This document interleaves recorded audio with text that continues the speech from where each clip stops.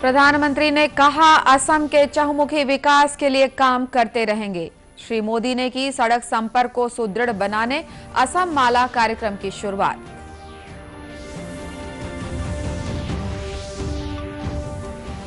उत्तराखंड के चामोली में ग्लेशियर फटने से नदियों में आई बाढ़। प्रधानमंत्री ने की हालातों की समीक्षा।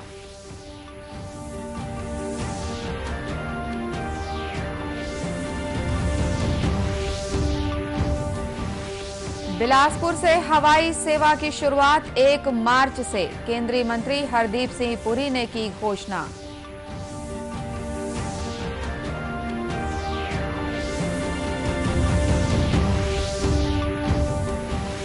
और डोंगरगढ़ की प्रज्ञागिरी पहाड़ी पर 28वें अंतर्राष्ट्रीय बौद्ध सम्मेलन का आयोजन।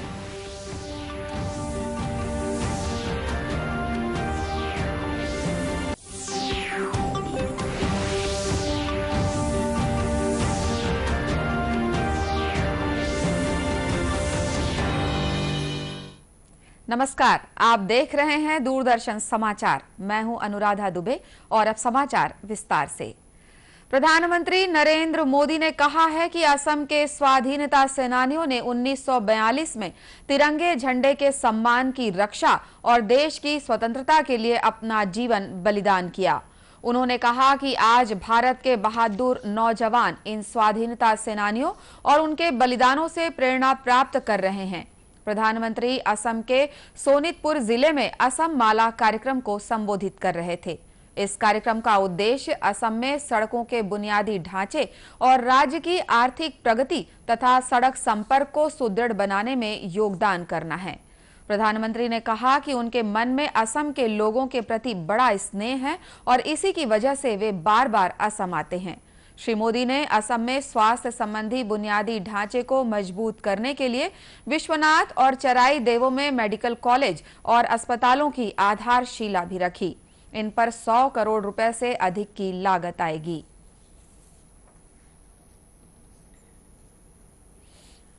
लेकिन इन 5 सालों में ही असम में 6 और मेडिकल कॉलेज बनाने का काम शुरू किया जा चुका है। आज उत्तरी असम और अपर असम की जरूरतों को देखते हुए विश्वनाथ और चराईदेव में 2 और मेडिकल कॉलेजों का शिलान्यास हो गया है। ये मेडिकल कॉलेज अपने आप में आधुनिक स्वास्थ्य सेवाओं के केंद्र तो बनेंगे ही, साथ ही अगले कुछ सालों में यहां से ही मेरे हजारों नौजवान डॉक्टर बनकर के निकलेंगे। इससे पहले श्री मोदी ने एक ट्वीट में कहा कि वे असम के चहुमुखी विकास के लिए काम करते रहेंगे। इस कार्यक्रम में असम के मुख्यमंत्री सर्बानंद सोनोवाल और उनके मंत्रिमंडल के सभी सहयोगी शामिल थे। उत्तराखंड के चामोली जिले के तपोवन क्षेत्र में ग्लेशियर फटने से आसपास के इलाकों में बाढ़ आ गई है। बाढ़ से नदी के किनारे बने मकानों को नुकसान पहुंचा है। इससे रैनी गांव के पास ऋषि गंगा पनबिजली परियोजना का बांध टूटकर पानी में बह गया है। इस घटना के बाद प्रधानमंत्री नरेंद्र मोदी ने उत्तराखंड के हालातों की समीक्षा की। उन्होंने मुख्यमंत्री त्रिवेंद्र सिंह रावत और वरिष्ठ अधिकारियों से बातचीत की। वहीं भारत तिब्बत सीमा पुलिस और राज्य आपदा राहत बल के जवान भी प्रभावित इलाकों में पहुंच गए हैं। उनके द्वारा बचाव कार्य शुरू कर दिया गया है। बताया गया है कि ग्लेशियर से बनी झील के टूटने के बाद इस क्षेत्र की कुछ नदियों में अचानक बाढ़ आ गई। हालांकि इस आपदा का असर ऋषिकेश और हरिद्वार जैसे शहरों पर पड़ने की आशंका नहीं है, फिर भी आसपास के सभी इलाकों में अलर्ट जारी कर दिया गया है। इधर हालातों की समीक्षा के लिए कैबिनेट सचिव की अध्यक्षता में शाम को राष्ट्रीय आपदा प्रबंधन समिति की बैठक भी आयोजित की गई है। छत्तीसगढ़ के बिलासपुर से हवाई सेवा 1 मार्च से शुरू हो जाएगी। केंद्रीय नागरिक उड्डयन मंत्री हरदीप सिंह पुरी ने रायपुर में आयोजित एक पत्रकार वार्ता में इसकी घोषणा की। केंद्रीय मंत्री ने कहा कि 2017 में प्रधानमंत्री नरेंद्र मोदी ने उड़ान योजना शुरू की थी। इस योजना का मकसद आम आदमी तक सीधे हवाई सेवा का लाभ पहुंचाना है। इसके तहत 700 से ज्यादा रूट तय किए गए थे, जिनमें से 300 से ज्यादा ऑपरेट होने शुरू हो गए हैं। उन्होंने बताया कि 56 नए हवाई अड्डे भी बनाए गए हैं। 11 ऑपरेशनलाइज हो गए हैं, जिसमें छत्तीसगढ़ के कई शहर हैं जिससे जुड़ेंगे। मुझे कहा जाता है कि आपके यहां एक कोई आंदोलन चल रहा था कि बिलासपुर को कनेक्ट करने के लिए। मैं समझता नहीं आंदोलन क्यों चल रहा था। हमने तो मोदी जी ने कह दिया था कि हम बिलासपुर को लिंक करेंगे। और मुझे बहुत खुशी है आप सब में, हमारे नेता प्रतिपक्ष आप सबके बीच में बैठ के बता के कि 1 मार्च से बिलासपुर से एयर सर्विसेज शुरू हो जाएंगी। ये आज मैं आपके सामने रिकॉर्ड पे ये कह रहा हूं। केंद्रीय मंत्री ने कोरोना वैक्सीन के संबंध में बताते हुए कहा कि भारत विश्व के उन 5 देशों में शामिल है जहां कोरोना की वैक्सीन डेवलप हुई है।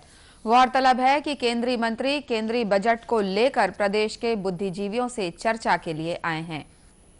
कोरोना से निपटने के लिए प्रदेश में टीकाकरण तिहार मनाया जा रहा है। महासमुंद जिले के 22 सेंटरों में 6084 स्वास्थ्य कर्मियों को टीका लगाया जा चुका है। टीकाकरण में स्वास्थ्य कार्यकर्ता, डॉक्टर, भृत्य, राजस्व, नगरपालिका तथा पंचायत विभाग के कर्मचारी शामिल हैं। जिले के टीकाकरण अधिकारी डॉक्टर अरविंद गुप्ता ने बताया कि महासमुंद जिले को टीके के कुल 16,000 डोज मिले थे। पहले चरण में 8,979 तथा दूसरे चरण में 4,941 लोगों को टीका लगाया जाएगा। 16,000 कोविड वैक्सीन प्राप्त हुए हैं और अभी प्रथम चरण में जिन लोगों को लगा है उनको 28 दिन बाद, मतलब कि 16 तारीख को जो तीसरा शनिवार था उससे उनको द्वितीय चरण का टीकाकरण उन्हीं केंद्रों में किया जाएगा जहां उनका प्रथम चक्र का टीकाकरण हुआ है। इसके साथ ही जो फ्रंटलाइन के वर्कर्स हैं उनको साथ टीकाकरण, उनका प्रथम चरण का टीकाकरण किया जाता रहेगा। इसमें कौन कौन लोग शामिल हैं? इसमें स्वास्थ्य विभाग के अलावा आंगनबाड़ी, नगरपालिका के कर्मचारी, रेवेन्यू डिपार्टमेंट और पंचायत विभाग के कर्मचारी, पुलिस विभाग के कर्मचारी शामिल हैं। इसी तरह कोंडागांव जिले में भी टीकाकरण का कार्य चल रहा है। अब तक जिले में 3000 से अधिक लोगों को टीका लगाया जा चुका है। जिले के कलेक्टर पुष्पेंद्र मीणा ने बताया कि लोगों को वैक्सीन लगाने के बाद आधे घंटे की निगरानी में रखा जा रहा है। उन्होंने कहा कि वैक्सीनेशन के लिए जितने लोगों का नाम है वे बिना घबराए वैक्सीन लगवाएं। डॉक्टर बताते हैं जैसे हल्का बुखार आना, दाने होना, थोड़ी कमजोरी आना, पर ये कुछ केसेस में ही होते हैं और ये सब नॉन साइड इफेक्ट्स हैं इस वैक्सीनेशन की। तो मैं यही बोलना चाहूँगा कि बहुत कम लोगों में साइड इफेक्ट्स आते हैं और साइड इफेक्ट्स भी अगर आ रहे हैं तो बहुत ही नॉर्मल है। इनसे घबराने की बिल्कुल बात नहीं है। वैक्सीनेशन के बाद में आपको एक मानसिक रूप से तसल्ली भी रहती है, एक शांति भी रहती है कि आप थोड़े से और सिक्योर हो गए इस महामारी के खिलाफ। तो यदि आपका नाम कोविड वैक्सीनेशन की सूची में है तो बिल्कुल घबराए नहीं, तत्काल आगे आए और अपना वैक्सीनेशन करवाएं। उल्लेखनीय है कि कोविड की वैक्सीन 18 साल से कम उम्र के लोगों तथा गर्भवती और शिशुवती महिलाओं को नहीं लगाई जा रही है। खबरों का सिलसिला आगे भी जारी रहेगा। फिलहाल वक्त है एक छोटे से ब्रेक का।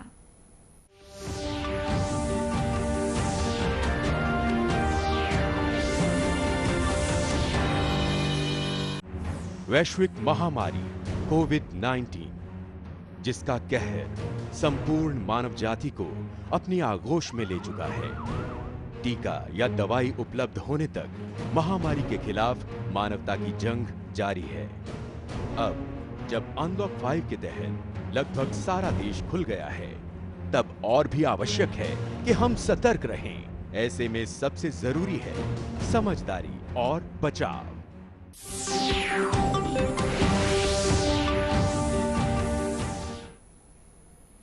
ब्रेक के बाद एक बार फिर स्वागत है आपका दूरदर्शन समाचार में। छत्तीसगढ़ सरकार की बिजली बिल हाफ योजना से प्रदेश के लाखों घरेलू बिजली उपभोक्ताओं को राहत मिली है। मुख्यमंत्री भूपेश बघेल के नेतृत्व में राज्य सरकार द्वारा शुरू की गई इस योजना के तहत अब तक 38,68,462 बिजली उपभोक्ताओं को छत्तीसगढ़ शासन द्वारा 1,645 करोड़ रुपए की घरेलू सब्सिडी दी गई है। गौरतलब है कि छत्तीसगढ़ में किसानों, गरीब परिवारों को रियायती दरों पर बिजली आपूर्ति की अनेक योजनाएं संचालित की जाती रही हैं। मार्च 2019 में नई सरकार द्वारा पहली बार घरेलू बिजली उपभोक्ताओं के लिए नई योजना शुरू की गई।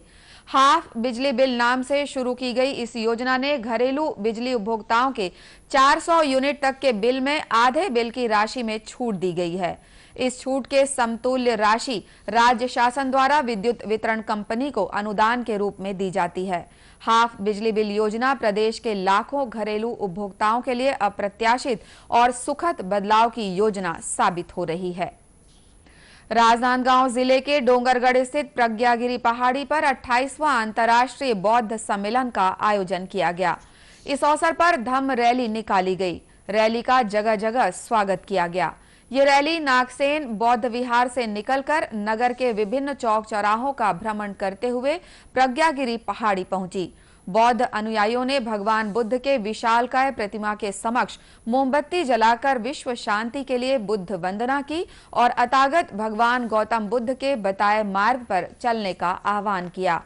समाज प्रमुख और राजगामी संपदा न्यास के अध्यक्ष विवेक वासनिक ने बताया कि यहां पर हर वर्ष अंतर्राष्ट्रीय बौद्ध सम्मेलन का आयोजन किया जाता है।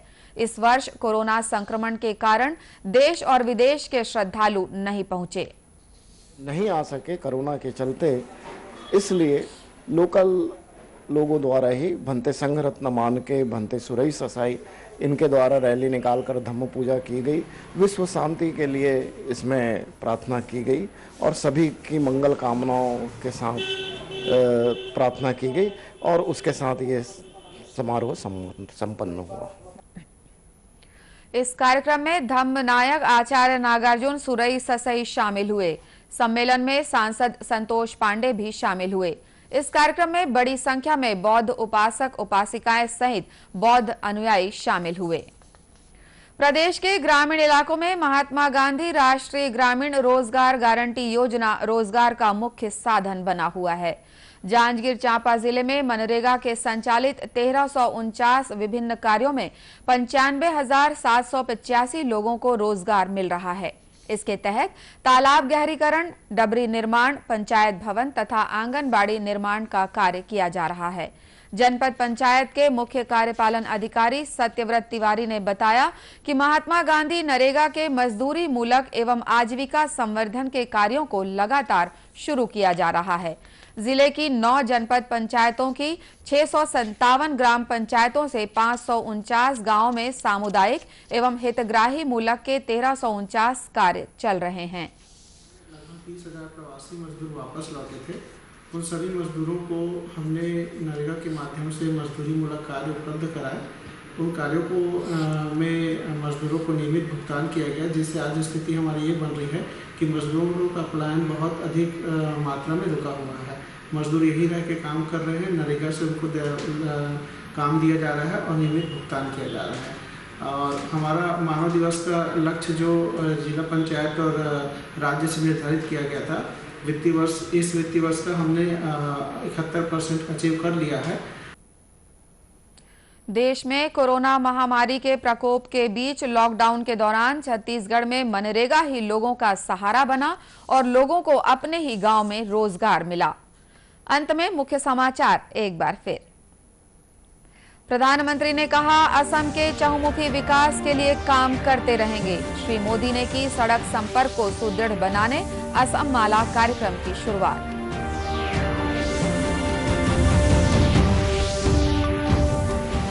उत्तराखंड के चामोली में ग्लेशियर फटने से नदियों में आई बाढ़, प्रधानमंत्री ने की हालातों की समीक्षा।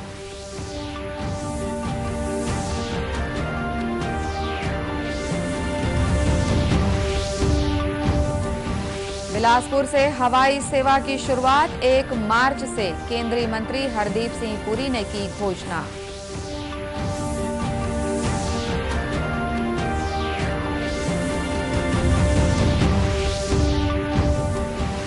और और डोंगरगढ़ की प्रज्ञागिरी पहाड़ी पर 28वें अंतर्राष्ट्रीय बौद्ध सम्मेलन का आयोजन। इसी के साथ ये समाचार बुलेटिन समाप्त हुआ। नमस्कार।